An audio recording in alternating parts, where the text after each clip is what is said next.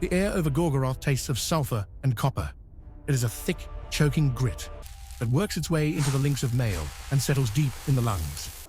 For the soldiers of the Last Alliance, standing vigil on the arid plains of Mordor, time has ceased to be measured in hours or days. It is measured in the rhythmic, terrifying pulse of the mountain of fire and the layers of grey dust accumulating on their shields. They stand before the Dark Tower, but to call it a tower is to insult the sheer geological malice of its construction. This is no mere pile of stone and mortar. It is a mountain of adamant and iron, rising so high that its pinnacles are forever lost in the smog of its own creation. It defies physics. It defies hope. 4 years have passed since the armies of elves and men broke the Black Gate and marched into this wasteland. 4 years of staring up at walls that do not chip, gates that do not buckle, and a fortress that seems to breathe with a life of its own. The initial glory of the march is long dead, buried under the basalt rock. What remains is a contest of pure endurance, a grinding industrial stalemate between the greatest military force Middle-earth has ever seen, and a fortress built to withstand the end of the world. Shart, this is not a battle of heroes. It is a war of stone, starvation, and the breaking point of the mind. This is the 7-year siege of Barad-dûr. To understand the siege of Barad-dûr is to understand the greatest logistical feat in the history of Arda.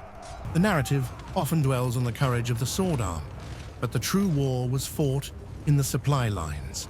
The Last Alliance had marched deep into enemy territory, effectively trapping themselves in a desolate bowl of volcanic rock. The plateau of Gorgoroth produces nothing but ash and poison.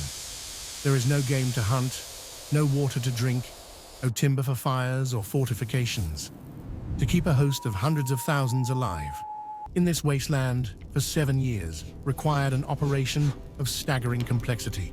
The lifeline of the Alliance was a tenuous artery stretching back to the crossroads of Ithilien and the newly built bridgehead at Osgiliath. Every scrap of bread, every barrel of fresh water, and every replacement spear shaft had to be carted over hundreds of miles of broken, jagged terrain. The men of Westernesse, inheriting the engineering genius of their sunken homeland, turned the scorched tracks of Mordor into paved military highways. Day and night, the wains rolled. If this line had severed, the army would not have died by the sword. It would have died of thirst within 3 days. But the besiegers faced a problem far greater than thirst. They faced the Dark Tower itself. In the lore of warfare, a fortress is designed to force the attacker to pay a high price for entry. Barad-dûr was designed to make entry impossible. It was the greatest fortress ever constructed since the breaking of Angband. We must discard the notion of a single tall spire. The Dark Tower was a sprawling complex, a city of iron and adamant the size of a mountain range. Its defensive architecture was a masterclass in redundancy. The text describes wall upon wall, battlement upon battlement. This implies a concentric defense system on a titanic scale.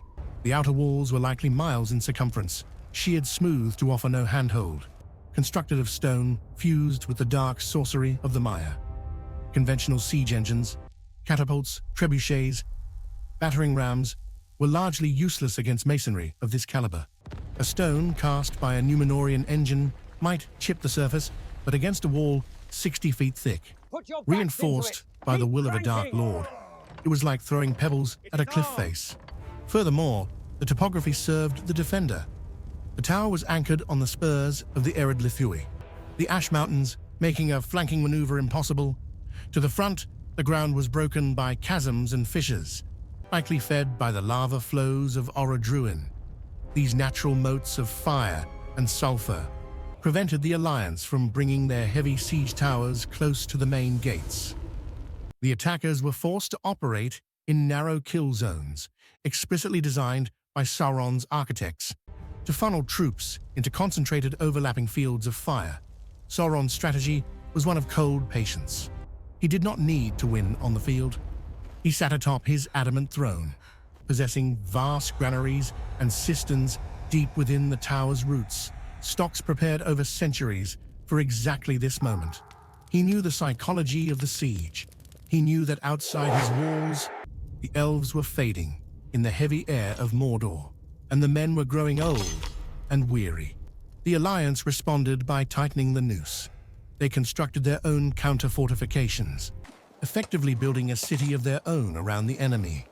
They dug trenches to divert the lava flows. They built earthen ramparts to shield their ballistic crews from the arrows raining down from the lower battlements. It became a war of inches. The Iron Ring of the Alliance was not just a blockade. It was a containment field designed to stop the endless sorties of orcs that poured from the postern gates like ants from a disturbed hill. For 7 years, the strategic reality remained a deadlock. The Alliance could not break in. Sauron refused to come out.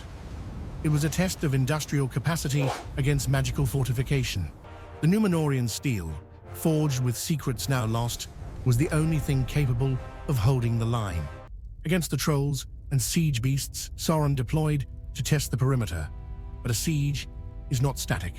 It is a decaying orbit. As the years ground on, the advantage slowly shifted.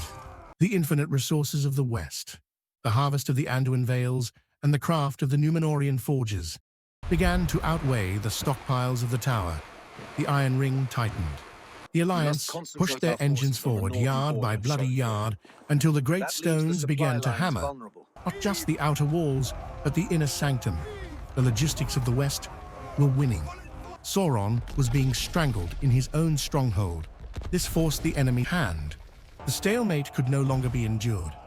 The logistical suffocation of Barad-dûr set the stage for the inevitable eruption of violence that would end the age. The silent war of supply wagons and masonry was over. The war of blood was about to begin. The history books often condense the siege of Barad-dûr into a singular, decisive event. This is a fallacy. The siege was not an event. It was an era.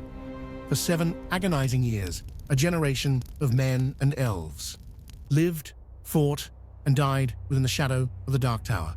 The climax was not a sudden explosion of violence, but the culmination of a slow, grinding attrition that stripped the flesh from the bones of both armies.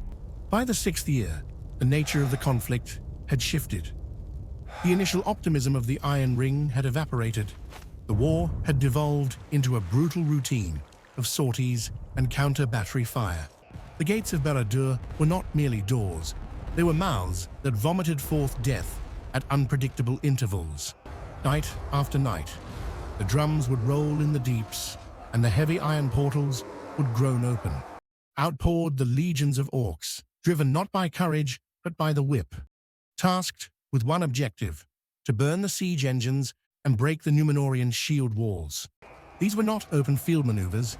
They were claustrophobic, chaotic brawls fought in the trenches and amidst the razor-sharp scree of the mountain spurs. The Numenoreans, giants among men, held the line with their towering steel shields, forming immovable phalanges against the tides of enemies. The elves of Lindon, their numbers dwindling with every season, acted as the mobile reserve, their spears striking with surgical precision into the flanks of the enemy columns. But for every orc cut down, 3 more scrambled over the piles of their own dead. The psychological toll was immense. The defenders of the tower utilized the verticality of their fortress to devastating effect. From the dizzying heights of the battlements, miles above the fray, the engines of the enemy rained down a constant hail of debris, great boulders, rusted iron debris, and vessels of alchemical fire. It was in this chaotic storm of ballistics that the Alliance suffered its most grievous tactical loss. Anarion, the son of Elendil, a king of Gondor, did not fall in a duel of glory. He was crushed. A stone cast from the black parapets, finding its mark with terrifying velocity, smashed his helm and ended the life of one of the chief architects of the siege. His death sent a shockwave through the lines. It was a stark reminder of the asymmetry of this war. The greatest lords of the West were mortal, fragile beings of flesh and blood, while their enemy was a fortress of stone that felt no pain. Yet, despite the loss, the logistics of the West held true. The death of Anarion did not break the siege. It hardened it. The alliance tightened the noose. By the 7th year, the Numenorean engineers had pushed their ramps and earthworks up the very slopes of Barad-dûr. They had breached the outer perimeter. The bombardment was no longer scratching the surface. It was hammering at the foundations of the Dark Lord's power. Inside the tower, the strategic calculus had flipped. Sauron, the master of patience, realized he had run out of time. His granaries were emptying. His armies were being ground to dust in the meat grinder of the trench warfare. The Iron Ring was unbreakable. If he remained behind his walls, he would rule over a kingdom of corpses. Until the gates were battered down, he had to act. The climax arrived on a day indistinguishable from the 1,000 grey days before it, but the air changed. The constant rumble of Mount Doom fell silent, replaced by a high, piercing resonance that shattered glass and drove men to their knees, clutching their ears. The great gate of Barad-dûr, a slab of iron huge enough to allow fierce storms to pass through, swung fully open. Sauron came forth. He did not come alone, but he might as well have. The terror of his presence scattered the vanguard of the Alliance like dry leaves in a gale. This was not merely a combatant. This was a chaotic nexus of power. To stand near him was to burn. The texts speak of the heat of Sauron's hand, but this was a radiant physical aura that warped the air around him. The siege had been a war of engineering. It now became a war of spirit. He smashed through the encirclement, seeking to break the command structure of the Alliance by decapitating its leadership. He sought the slopes of Barad-dûr, perhaps to tap into the primal power of the Sammath Naur, or perhaps simply to choose the ground of his final stand. There, on the dark slopes, the High King of the Noldor and the High King of the Dunedain moved to intercept him. This was the duel of the age. But it was not a dance of swords. It was a desperate containment action. Gil-galad, with his spear Aeglos, fought with the precision of the elder days. His spear was a beam of starlight against the void, piercing the dark armor, forcing the enemy back. But the heat of Sauron was too great. We are told Gil-galad was burned to death, not by fire, but by the sheer radioactive malice radiating from the Dark Lord's form. The last High King of the Elves fell, his body broken, his spirit consumed. Elendil the Tall stepped into the breach. The Numenorean king, standing nearly 8 feet tall, a tower of man, matched his blade Narsil against the mace of the Dark Lord. It was a collision of brute force. But Elendil, exhausted by 7 years of command and grief, could not withstand the blow.